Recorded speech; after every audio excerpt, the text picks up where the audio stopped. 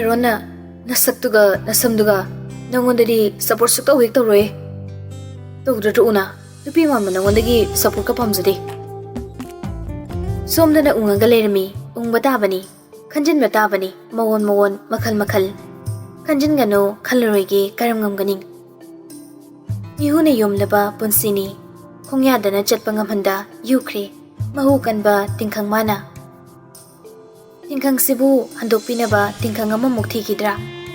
adubu tingkhang duna amuke hena nungyongna changhan biramgadra hana yukhiba tingkhang sibu mo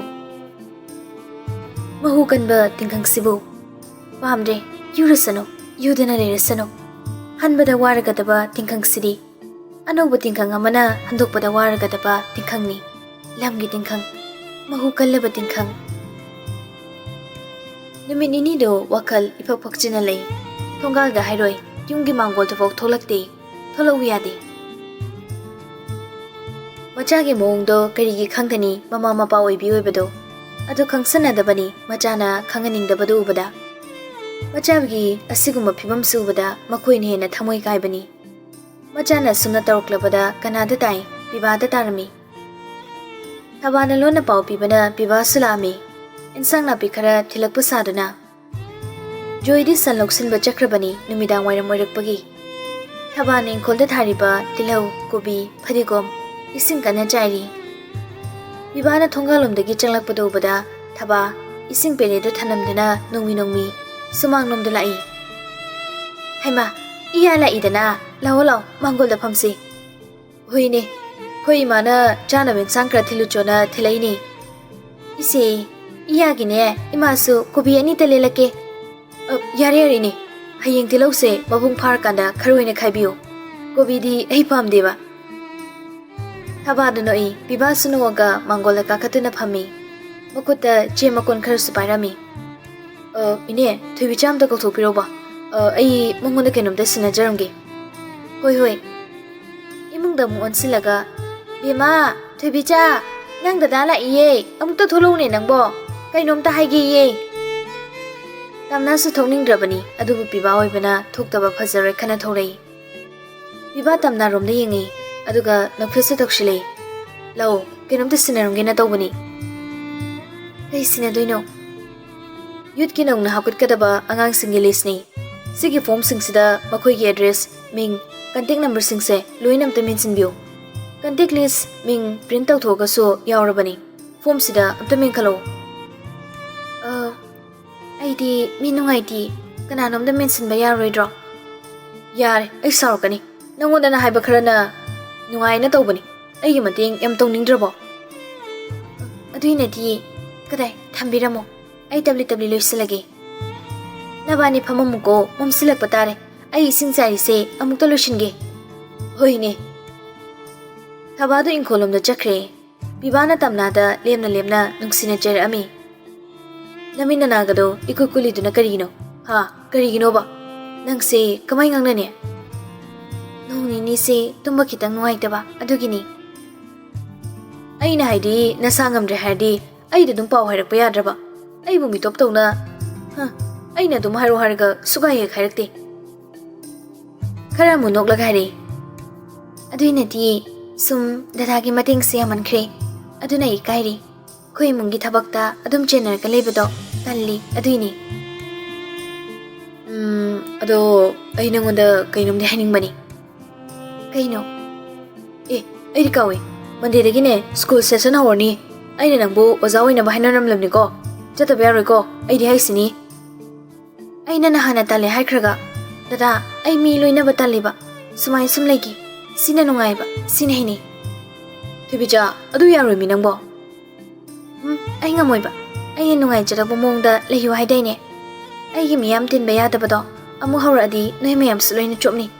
ai kaije sai tomde kaise phare adudi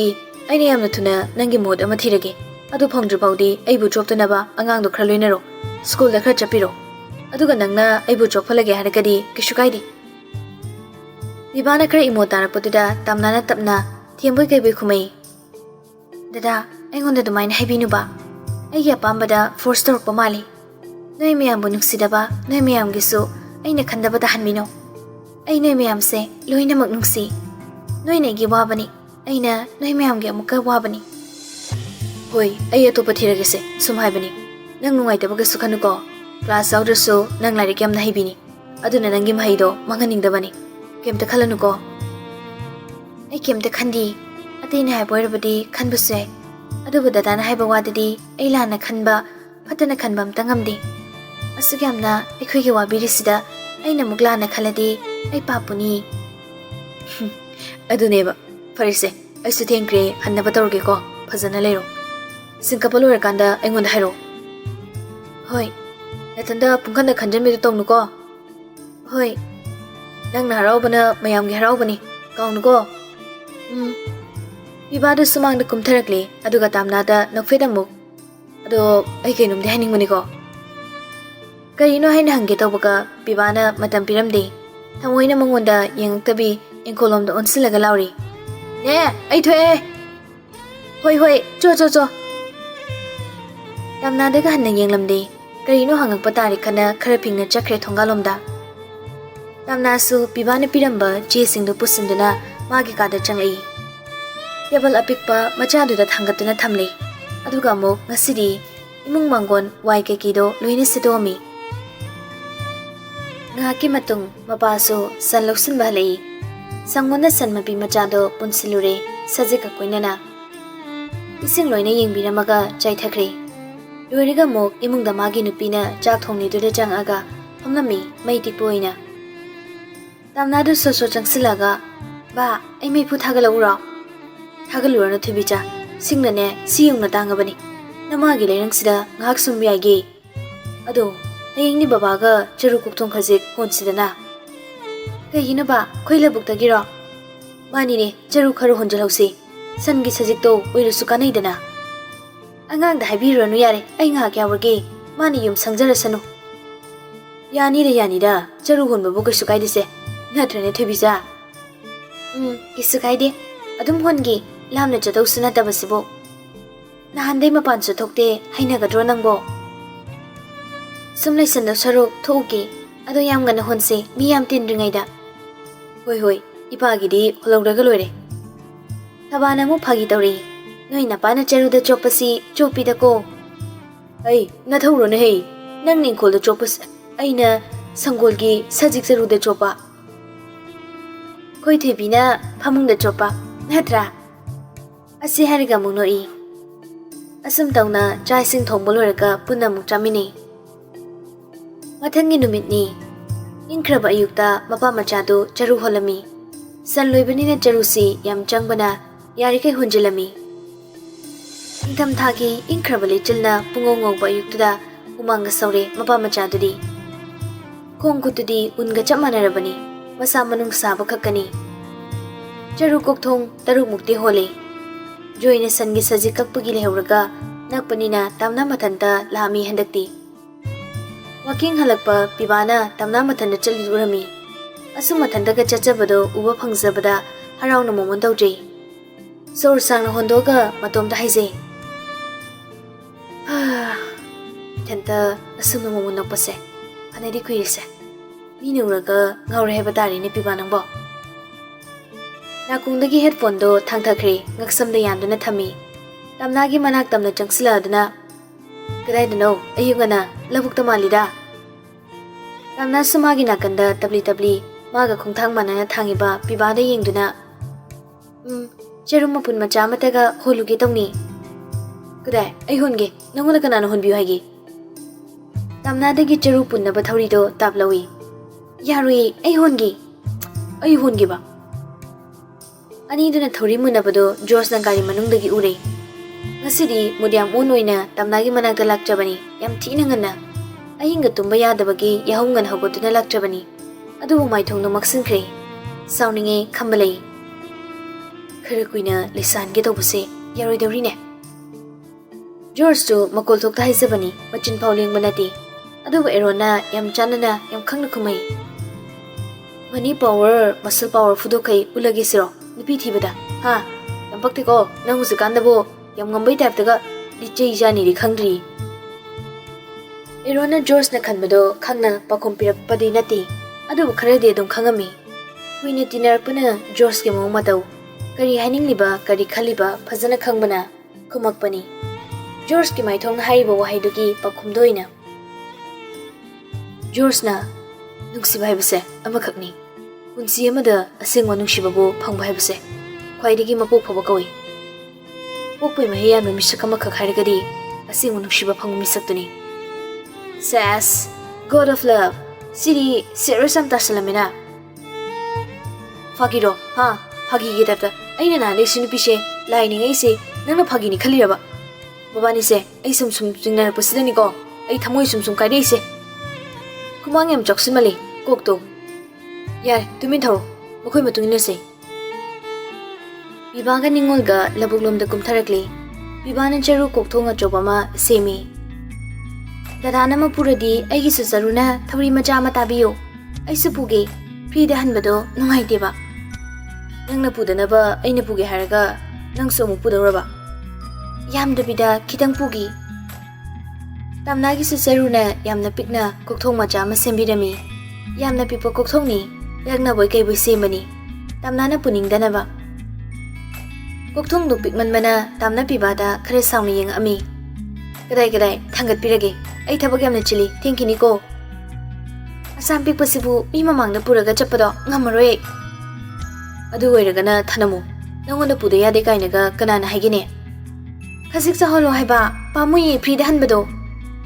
as koksana buni toda khwangni yepaga puro thalle ai de oiba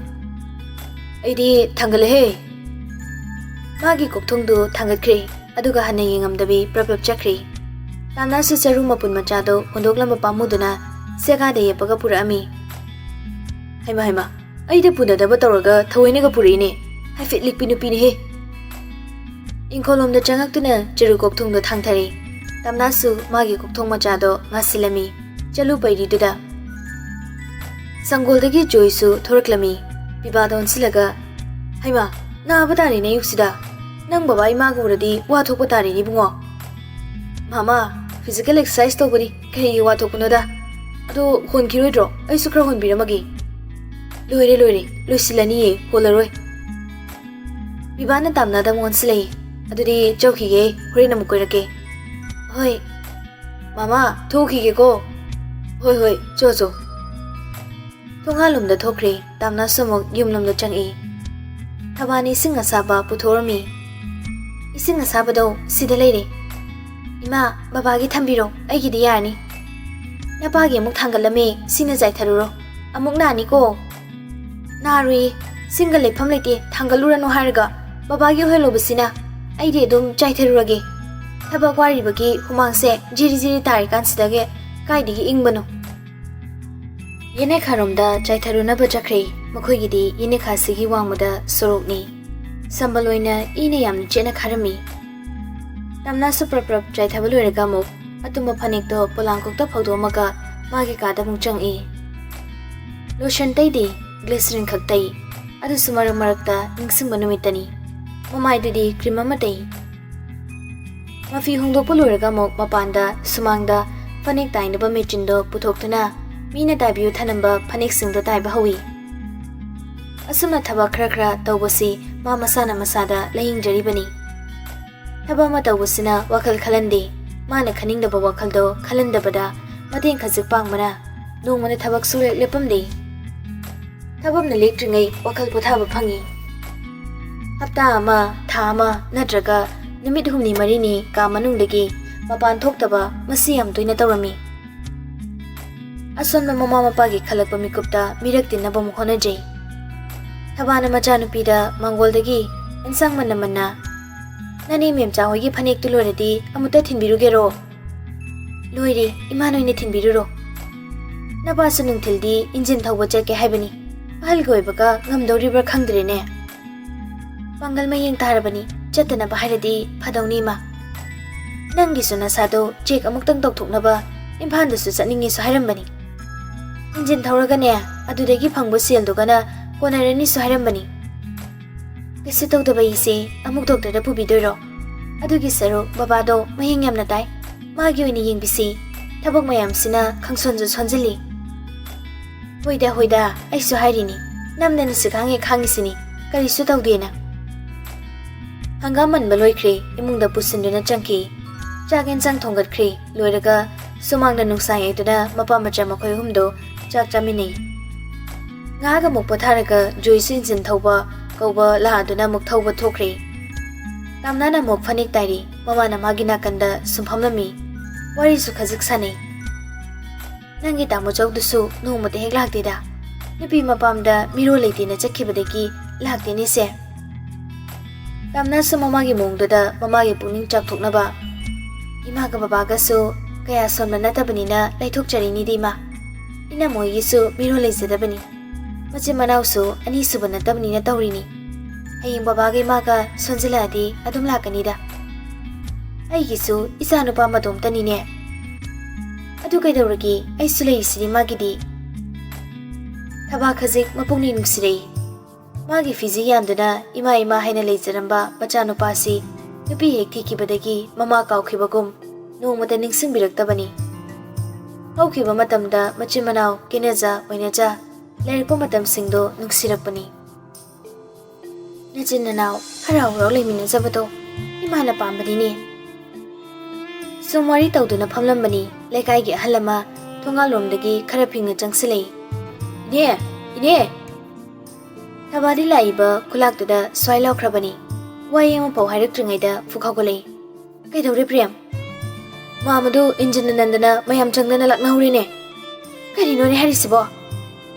asika khairam laga makhada kitpham thakre prem su chinsilaga thababu nomdun haudoi tamna sumama gi manakta amuk phamthare ade amuk mapa gi manakta chingi tawi amuk hanjile tawduna le pakhat manmana so masapo manik pawre inesi ayengage ibema nangna mama gi manakta mukta chalo tamna thongalomda kana chinthore labuk haijin pham tupau kana chili mayam suptuna marang yolami diliba mayam do inthoklaga tamna mapa gi manakta chinsilei so thingatuna chaina khangliba mapa bubuda pakhat pakhonjelna mapa bu kauduna kapchei baba kaidoge kainwai tege si sorja tamna holoba kaisi tawrui baba si pakhat kanu adai ler mi singduna arakpa gari ma phare mayam changdana joibo hakale gari duda tamna su satong khali lekai gi halamasu yauna punna district hospital tamna yangna tharokli tamna di kanna kapasu mapane hena nungaroi pakhat ki batare khanmana mapira thangna khangsilami laibangna phabani haigadra gari do eronga george ka gi orami george su tongli eron gi nakana erona gari do yangna thori hospital yobaka george joibo poraga kanna jinsan ki Erona ticket ka purchase kre emergency ward ki thongjal de insan ki baka tamna suma pido tap taraklami okol di thokanda khangsin duna kapani pungna kaptrasu thamoidi kapana mapi sin tharakpa lepti Erona kisutorida asam leringai nurse amana muthogaga ida khra thuna leiruna bana haraklami Erona che du lauraga fingna chinki tamna di mayamna phingna tongnari budu bada pungpada pakhale miga leizadabaga mabuni khangson sonkre mirol na bulei jarabada sel na bu paidradi khwaidagi su tonbagum pangal thopangam dabani thongna mayeng tabani makut ani na mamito kana namsilaga khangi jorso tamna gi mawongda khangami yenglibani ngasaidagi karam namadi kari wai haraga themgani khalibani tamna changsilaga Sutoroi hena khanjiluno tana su kapki tongna makhonni agari kapanati wita din jangki bani